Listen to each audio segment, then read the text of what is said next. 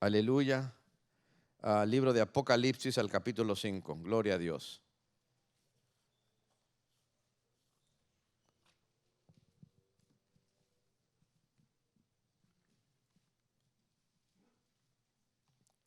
Apocalipsis capítulo 11. Y les voy a invitar a que cuando usted lo encuentre se ponga sobre sus pies. Aleluya. Apocalipsis y capítulo 11. Empezando desde el versículo 1, demos lectura. Dice así la palabra de Dios. Entonces me fue dada una caña semejante a una vara de medir, y se me dijo: levántate y mide el templo de Dios y el altar y a los que adoran en él. Pero el patio que está afuera del templo, déjalo aparte y no lo midas, porque ha sido entregada a los gentiles y ellos hollarán la ciudad santa 42 meses. Y daré a mis 2 testigos que profeticen por 1260 días vestidos de cilicio. El versículo 1 tiene una orden que Dios le da a su siervo, el apóstol Juan, el cual es el autor humano del libro de Apocalipsis, donde le dice: levántate y mide el templo de Dios y el altar y a los que adoran en él. Si le está pidiendo Dios a Adán que mida el templo, es porque hay un templo. Pero si usted y yo vamos a Jerusalén en estos días, y aunque pues creo que no iríamos con la crisis y la guerra que hay ahorita, pero si fuéramos para ahí nos daríamos cuenta que no hay templo.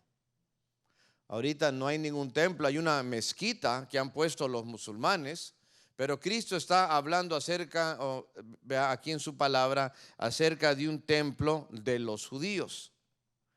Se está pidiendo que se mida.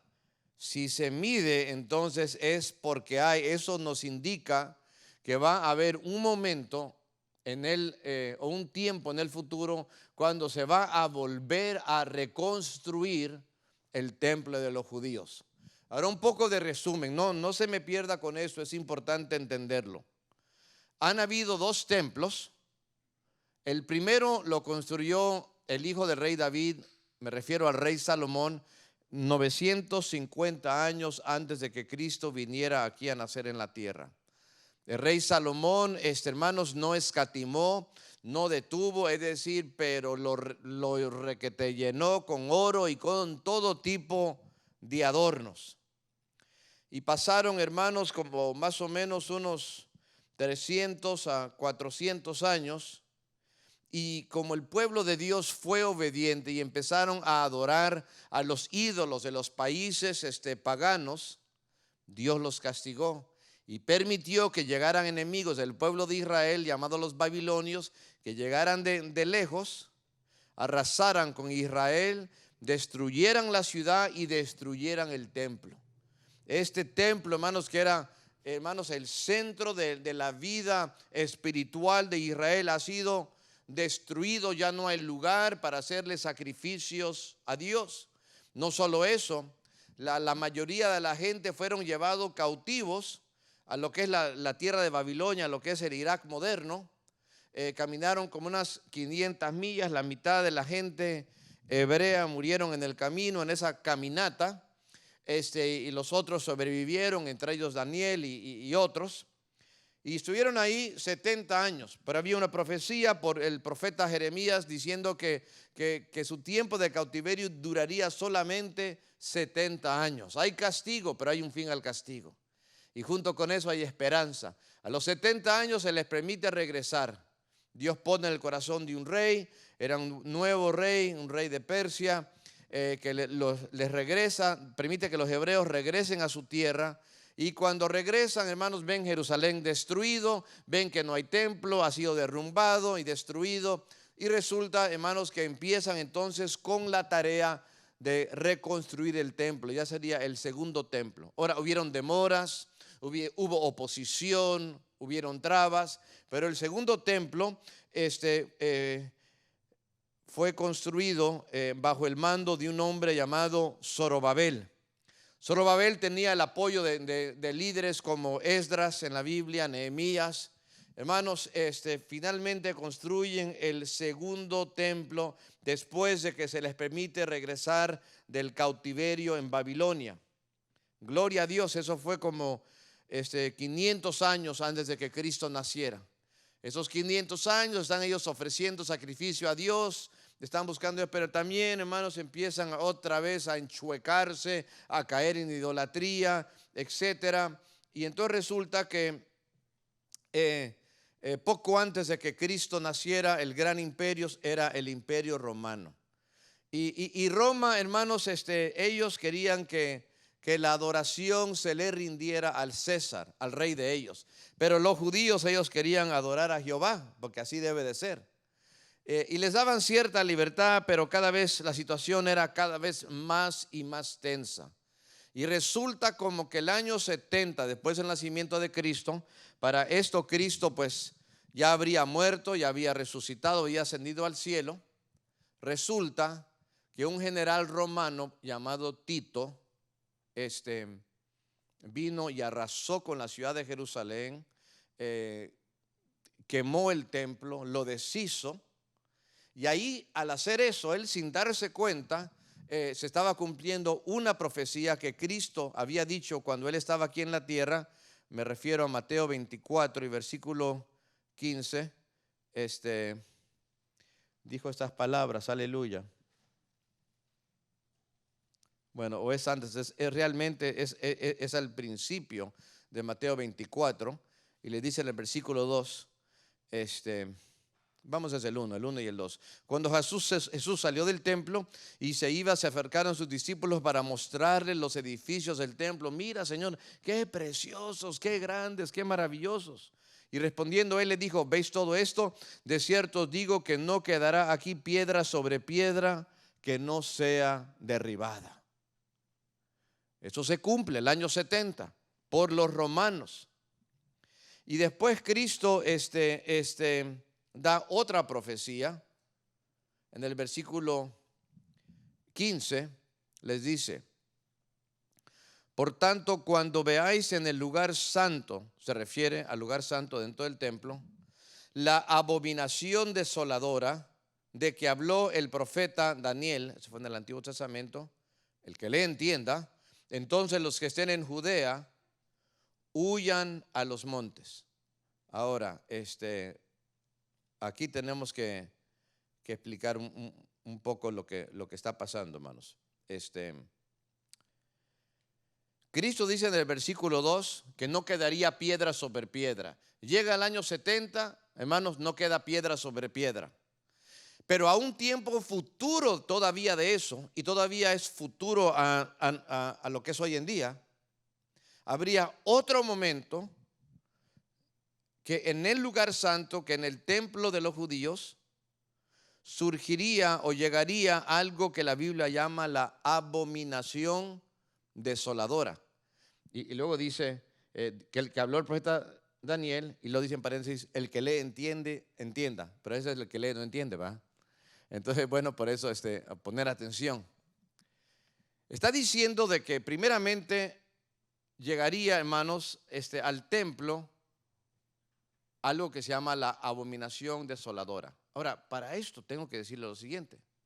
Si acaba de decir en el versículo 2 que el templo va a ser destruido, y fue destruido, pero después va a llegar otro momento que va a haber una abominación dentro del templo, es lógico de que se va a volver a reconstruir por tercera vez el templo de los judíos. Porque ¿cómo va a haber una abominación en el templo si no hay templo? Ahora, ¿a qué se refiere cuando está hablando de la abominación? Bueno, para esto es bueno siempre, cuando uno no entiende lo que significa una parte de la Biblia, ir a otra parte de la Biblia que sea un poco más clara, que explica un texto que es más difícil de entender. Para esto les pido me acompañen a 2 de Tesalonicenses, capítulo 2, desde el versículo 1. Segunda Tesalonicenses 2:1. El apóstol Pablo escribe lo siguiente: pero con respecto a la venida de nuestro Señor Jesucristo, es la segunda venida, y nuestra reunión con Él, la reunión es el rapto de la iglesia, les rogamos, hermanos, que no os dejéis mover fácilmente de vuestro modo de pensar, ni os conturbéis ni por espíritu, ni por palabra, ni por carta, como si fuera nuestra, en el sentido de que el día del Señor está cerca. Otras versiones dicen que ha llegado. Dicen, hey, ustedes no se dejen mover de la doctrina que les hemos enseñado. Versículo 3. Nadie les engañe en ninguna manera, porque no vendrá, es decir, la segunda venida de Cristo, no vendrá sin que antes venga la apostasía.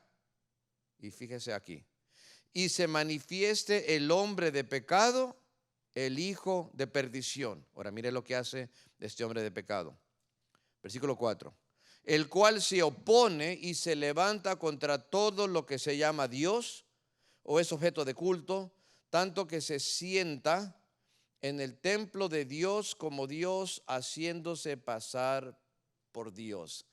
Esa es la abominación desoladora, que llegará un momento en el futuro, que todavía no ha ocurrido en la historia, que alguien llamado el hombre de perdición, el hombre de pecado, perdón, el hijo de perdición, también se le conoce como la bestia, también se le conoce como el anticristo, llegará al templo, se sentará en el templo y exigirá a la gente que le adore a él como que si él fuera Dios. Oh. Pero para que vaya y se siente en el templo y exija adoración, tiene que haber un templo. Pero los dos primeros templos que se edificaron, el de Salomón y el de Zorobabel, han sido destruidos. Si usted va a Jerusalén o usted mira en las fotos, lo que hay es está la cúpula de la roca, the Dome of the Rock, ¿verdad? Que viene siendo una mezquita de los musulmanes. Eso está sentado en un lugar que se llama el Monte Moría, donde donde antes estaban los dos templos anteriores. Fue el mismo lugar donde Abraham, 2000 años antes de Cristo, llevó a Isaac para ofrecerlo en sacrificio a Dios. Pero se acuerdan que Dios le perdona la vida al niño y le dice, detente, no le hagas nada al muchacho. Hermanos, mire qué tensa está la situación en Jerusalén y en todo Israel. Es más, desde antes de esta guerra que se está dando entre Irán e Israel, y Hamas y Hezbollah por el norte y los Hutis por el sur, hermanos, antes de esto, los árabes musulmanes ya tenían una regla diciendo que los judíos no se les permitía subir a la parte arriba donde está la cúpula de ellos, si es que iban a orar. No pueden llegar a orar, pueden llegar como turistas para ver si quieren, pero hasta ahí.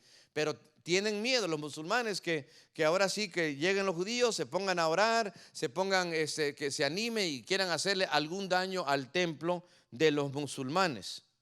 Entonces, hermanos, uno hoy en día diría, pero ¿cómo se va a construir un tercer templo en el mismo lugar que está hoy en día ocupado con los musulmanes, que los musulmanes no dejan ni que los judíos se acerquen? Hermano, mire, la única manera que se quite esa cúpula sería por guerra, conflicto militar, un acto de terrorismo o un desastre natural como tipo terremoto. Es más, se hizo un estudio que duró por 3 años por la Asociación de Geología de Israel. Geología es el estudio, hermanos, de la tierra, que estudian a ver qué clases de piedras hay, qué tipo de tierra es, ¿verdad? Qué tan dura es, qué tan densa, qué tan blanda, etcétera, etcétera.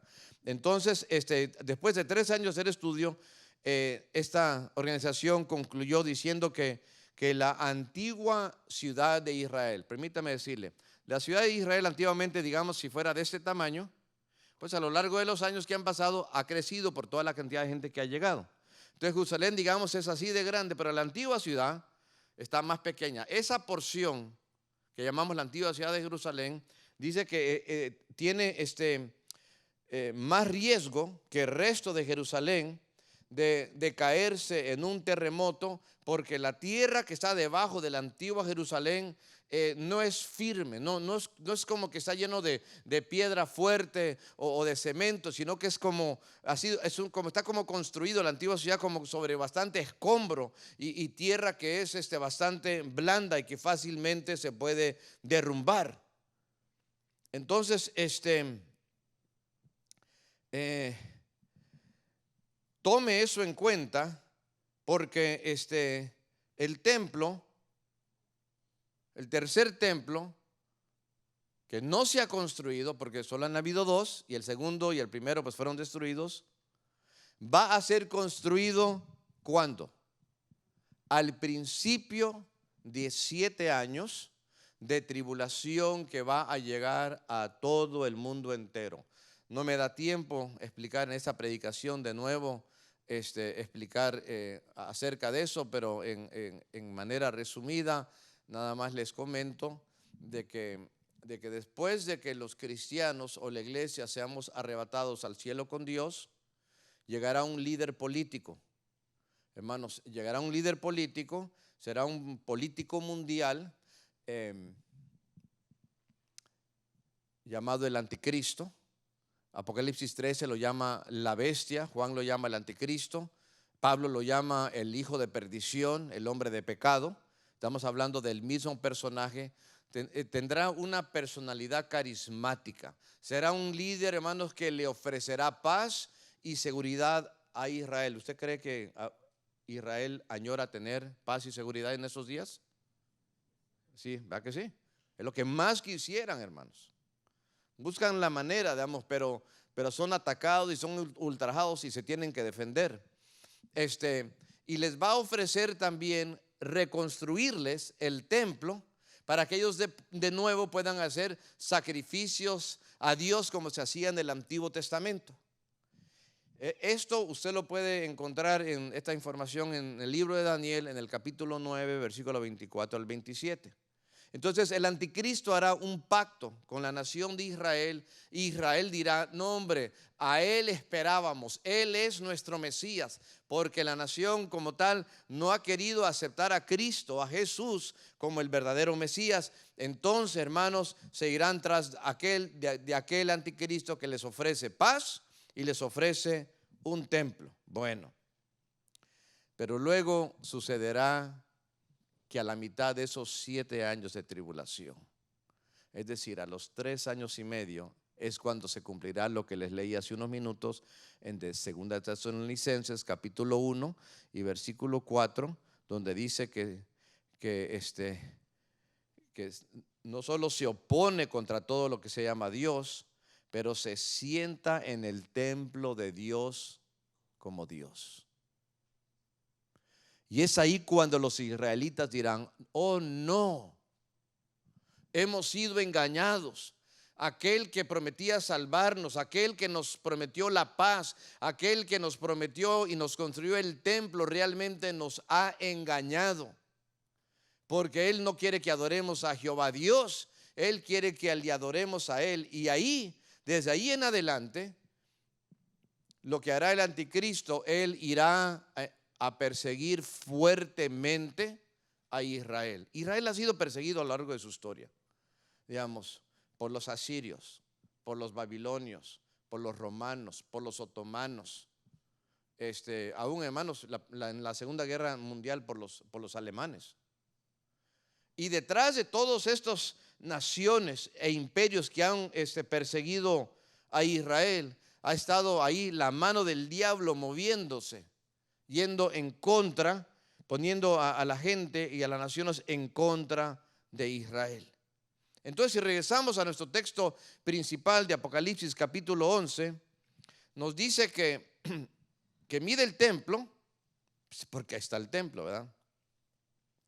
Al final el Lot dice que la ciudad santa será entregada a los gentiles, son los enemigos de Israel. Van a hollar la ciudad 42 meses. ¿Cuánto tiempo es eso? Si cada año tiene 12 meses, usted haga la cuenta. 12, 24, 36, son 3 años, otros 6 meses, es medio año, ahí están los 42. Por esos últimos 3 años y medio, los gentiles, dirigidos por el anticristo, van a hollar la ciudad santa, que es Israel. Pero Dios siempre tiene a sus siervos. ¿Cuántos alaban a Dios? Que en las buenas y las malas predican la palabra. Y dice el versículo 3, y daré a mis 2 testigos que profeticen por 1260 días vestidos de cilicio. Entonces hay 2 testigos que Dios levanta para que ellos profeticen. Ahora fíjense, hermanos, dice aquí la escritura que van a haber dos testigos. Gloria sea a Dios. Van a haber 2 testigos que van a estar ahí profetizando. Entonces, ¿qué es lo que van a hacer? Van a estar profetizando. Eso no significa que van a estar adivinando el futuro. Están viviendo en los tiempos últimos. Van a estar predicando, porque, hermanos, el verdadero profeta es el profeta que habla de la profecía escrita, que es la palabra de Dios. Usted no le haga caso a la gente que nada más anda ahí adivinando que esto y que el otro, no sé qué tanto, que Dios me dijo. Mire, hermano, si usted quiere que Dios le hable, lea la palabra, aleluya. Lea la palabra para que usted vaya a la segura. Dice aquí la palabra que estos dos testigos van a predicar o van a profetizar por 1260 días. ¿Cuánto tiempo es eso? 1260, usted haga la cuenta. Si está hablando usted de meses, de 30 días, así lo cuentan los judíos, en su calendario, viene siendo 3 años y medio. Entonces, durante esos 3 años y medio, cuando el anticristo está persiguiendo a Israel, durante esos 3 años y medio, los 2 testigos están predicando el evangelio. Gloria sea a Dios. En el versículo 4 se les compara como a 2 olivos. Permítanme leer del 4 en adelante. Gloria a Dios. Dice, estos testigos son los 2 olivos y los 2 candeleros que están en pie delante del Dios de la tierra. Ahí están en pie. Si alguno quiere dañarlos, sale fuego de la boca de ellos y devora a sus enemigos. Y si alguno quiere hacerles daño, debe morir él de la misma manera. Esos tienen poder para cerrar el cielo a fin de que no llueva en los días de su profecía. ¿Quién dijo eso en el Antiguo Testamento? ¿Quién dijo que no va a volver a llover a menos que sea por mi boca? El profeta Elías. Sigamos leyendo.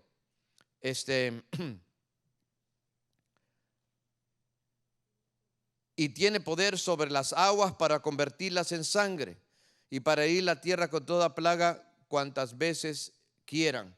¿Quién convirtió o quién usó Dios para que se convirtiera el agua en sangre en el Antiguo Testamento? Moisés fue una de las 10 plagas cuando fue a decirle al faraón que dejara ir al pueblo hebreo para que pudieran ellos servir a Jehová. Versículo 7. Cuando hayan acabado sus testimonios, la bestia que sube del abismo, esta bestia es el mismo anticristo, hará guerra contra ellos y tristemente dice aquí la Biblia que los vencerá y los matará, y sus cadáveres estarán en la plaza de la grande ciudad, que en sentido espiritual se llama Sodoma por todo el pecado que hay, y Egipto por lo lejos que están de Dios, donde también nuestro Señor fue crucificado. ¿Y en qué ciudad fue crucificado el Señor? En Jerusalén. Entonces, en sentido espiritual se le compara a Sodoma y en Egipto, pero está hablando de Jerusalén. Y los de los pueblos, tribus, lenguas y naciones verán sus cadáveres. ¿De quién? De los 2 testigos. Por 3 días y medio, y no permitirán que sean sepultados.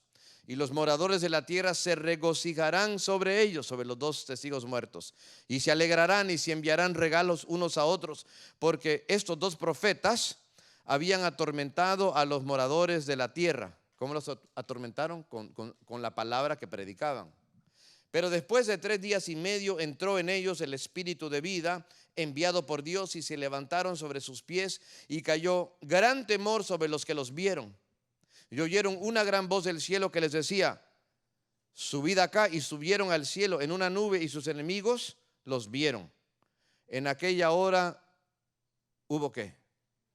Un gran terremoto, y la 10ª parte de la ciudad de Jerusalén se derrumbó. Y por el terremoto murieron en número de 7,000 hombres, y los demás se aterrorizaron y dieron gloria al Dios del cielo. Ahora permítame explicar esto y aplicarlo a nuestras vidas. Nos damos cuenta que Moisés y Elías son esos dos testigos, porque Elías fue el que cuando él habló se detuvo la lluvia del cielo, hermanos. Y Moisés fue aquel varón que cuando extendió su vara en obediencia a Dios hacia en dirección del agua, el agua se convirtió en sangre, como para castigar al pueblo de Egipto que venía en contra de o más bien no quería que los hebreos fueran librados de la esclavitud.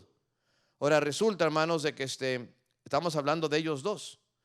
Son predicadores, son profetas de Dios. Pero tristemente dice el versículo 7 al 10 que la bestia hará guerra contra ellos. Y tristemente los vencerá y aún los matará. Qué cosa más terrible. Sus cuerpos estarán en la tierra, así tirados en la calle ahí, por 3 días y medio. Y ellos, dice la Biblia, los moradores de la tierra se van a estar regocijando y alegrando, y entre ellos dándose regalos porque están muertos esos 3 y medio, porque la predicación que ellos daban los atormentaba. Y decía, wow, imagínense que dijéramos que el ministerio de predicación es como un tormento que atormenta a las personas porque les habla del pecado y les dice que se arrepientan, y el que no se quiere arrepentir, hermano, se siente atormentado. No, pues nada más me están echando a mí, no sé qué tanto, así lo toman, ¿verdad, hermanos? Pero estos hombres al predicar de Cristo, al predicar en contra del pecado, hablan de una manera que los oidores se sienten atormentados. Entonces cuando ellos se mueren se alegran, y están tan alegres, mire qué tóxicos, hasta se andan dando regalos entre ellos porque los 2 predicadores murieron.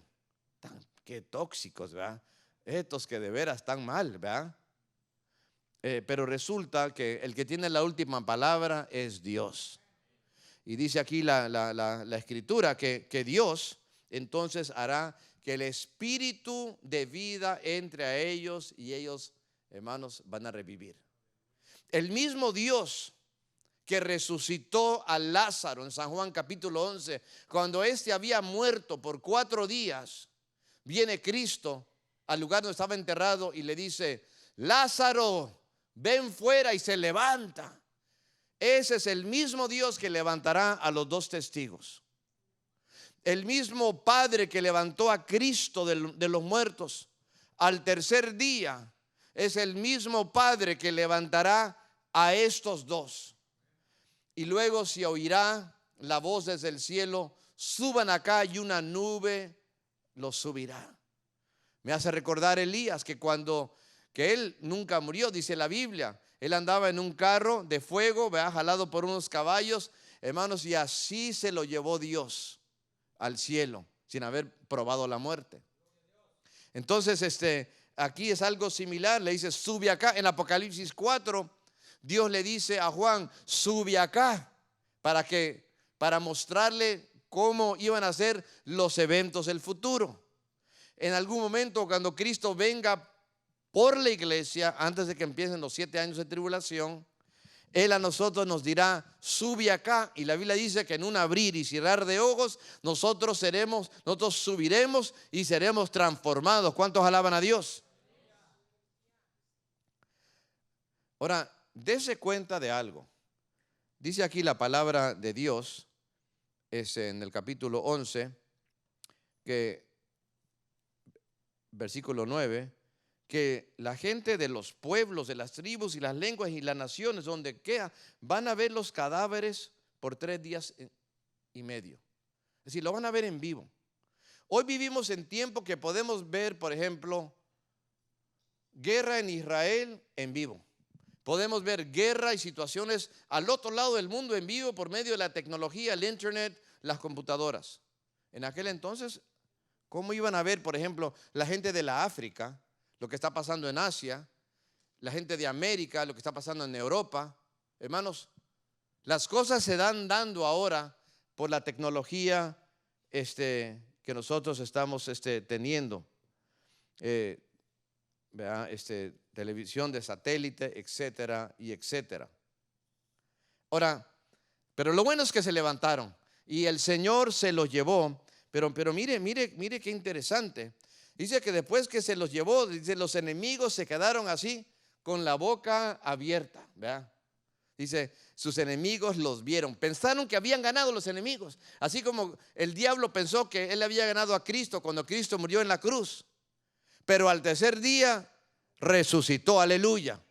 Y 40 días después se ascendió en unas nubes al cielo. Así ellos se fueron al cielo, hermanos, y los enemigos se quedaron lelos, como se dice en México, ¿eh? Nada más con la boca abierta, como se, wow, se fueron, ¿verdad? Nos ganaron. Y luego, ¿qué pasó? Versículo 13. En aquella hora hubo un gran ¿qué? Un gran terremoto, mano. Un gran terremoto.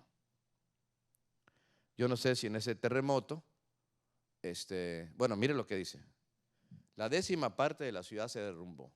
¿Cuál es la parte más frágil que tiene la tierra más frágil? La antigua parte de la ciudad, donde está el templo. Yo no sé si ahí el templo otra vez queda destruido, no nos dice exactamente la Biblia, pero dice que murieron 7,000 hombres. Y los demás se aterrorizaron y le dieron gloria a Dios al cielo. Hacemos la pregunta, hermanos, ¿fue fructífero el ministerio de los 2 testigos? ¿Valió la pena? ¿Será que? ¿O fue como una pérdida de tiempo? Como que vea, no sé cómo lo vea usted, pero yo diría, hermanos, claro que fue un gran éxito. Fue fructífico el ministerio de ellos, hermanos, porque como resultado se da un terremoto. Hermano, yo he tenido, decir, como cualquier predicador, momentos que sentimos que Dios nos usa más en alguna predicación que en otras, ¿verdad? Hay momentos que en predicaciones, hermanos, están bien atentos, en otras algunos hasta se duermen, unos hasta ponen la cabeza todavía, no, hombre, así como que nada más pásame la almohada, ¿verdad? Es decir, lo que nunca he visto cuando he predicado es un terremoto, ¿verdad? Pero imagínense, un terremoto como resultado de la predicación. Y luego dice la palabra de Dios, que entre los enemigos se aterrorizan y le dan gloria a Dios. Diría yo, ex enemigos. Porque si le van a dar la gloria a Dios, es porque ahí se están convirtiendo. Es difícil que la gente se convierta durante los 7 años de tribulación, porque no está obrando el Espíritu Santo como obra ahora en el tiempo de la iglesia. Pero Dios tiene que traer un terremoto, hermanos, para que la gente se convierta, aleluya. Para que la gente, hermanos, le dé la gloria a Dios. Cristo, lo que hace, hermanos, Dios tiene que levantar 2 testigos como estos. Y no solo a ellos, los levantó como predicadores, pero en el libro, en los capítulos anteriores, en Apocalipsis, Dios levanta a 144,000 evangelistas judíos o israelitas de todas las 12 tribus de Israel, y ellos predican la palabra de Dios a su pueblo Israel. Bendito sea el nombre de Dios. Hermanos, no me da tiempo seguirle aquí pues al capítulo 12. Vamos a dejar la predicación ahí, pero sí le quiero decir, hermanos, de que va a haber un tercer templo. Va a ser reconstruido, aunque el mundo ahorita diría, ¿cómo? Si están ahí metidos los musulmanes con su mezquita. Va a haber, tarde que temprano, de alguna manera, algo va a pasar. Porque el anticristo, hermanos, se los va a prometer y se los va a proveer. Pero si él lo hace es porque Dios lo permite. Porque Dios sabe que al final de todo, hermanos, Él tendrá la última palabra. La historia no va como nada más vagando a ver lo que pasa. No, Dios va llevando la historia hacia un destino. Al final va a haber un juicio. Al final todos daremos cuenta.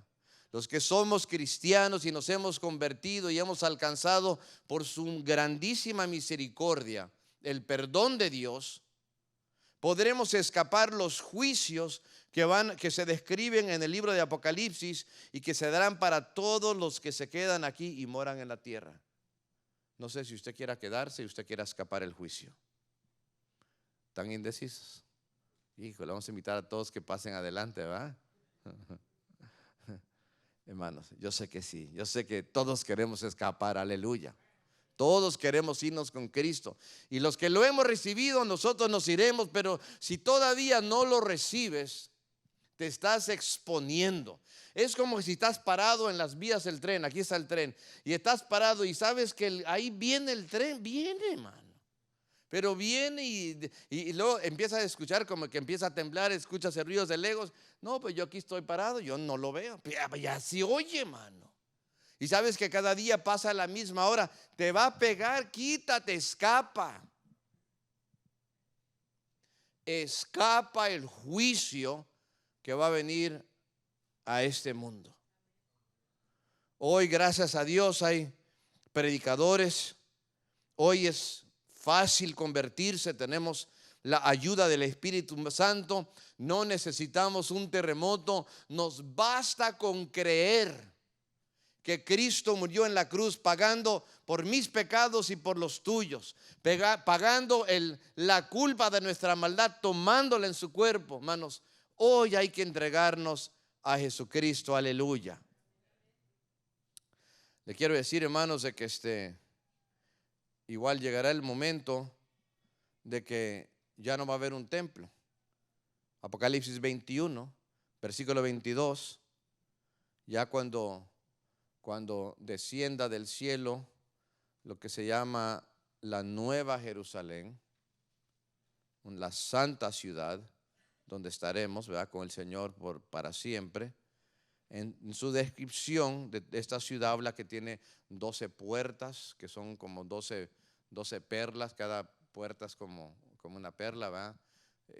Hay 12 entradas porque hay 12 tribus en Israel, etcétera. Pero llegando al versículo 22 dice: y no vi en ella, en la santa ciudad, templo, porque el Señor Dios poderoso es el templo de ella y el Cordero.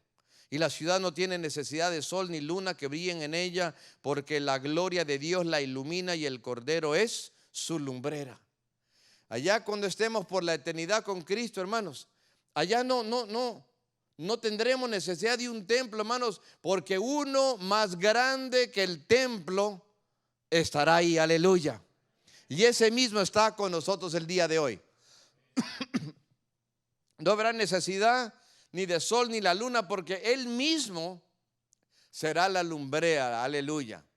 El Señor viene pronto. Estamos aquí solo por un poco de tiempo. Solo por un poco de tiempo. Prepárate. Prepárate. Los que no han recibido a Cristo, le digo, hoy es el día de salvación.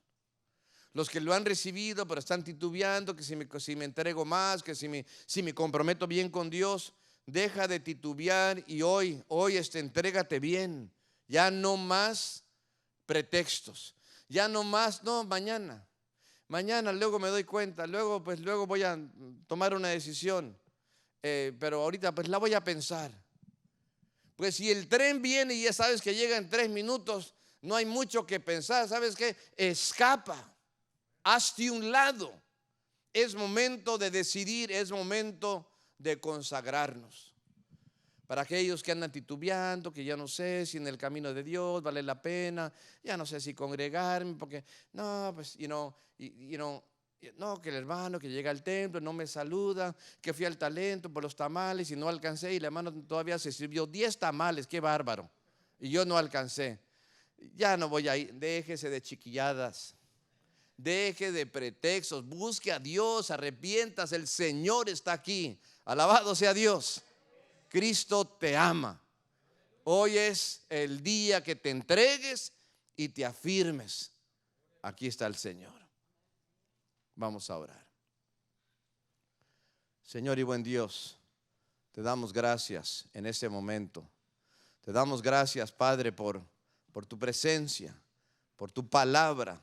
Te damos gracias, Señor, que tu Espíritu Santo está entre nosotros. Y te pedimos, Señor, que Que esta palabra que hemos compartido, Señor, con amor y con cuidado y con mucha convicción, quede en cada corazón. Padre, que ninguno de los que estamos aquí lo tome a la ligera. Señor, hoy es el día de salvación. Hoy es el día, Padre, que tú estás tocando y tú estás hablando. Oh Dios, en esta hora te pido que salves, Señor, que perdones, que atraigas, que afirme los corazones. Si Dios ha hablado tu vida, lo sientes en tu corazón, deja tu lugar y pasa aquí adelante para hablar con Dios. Dios te espera.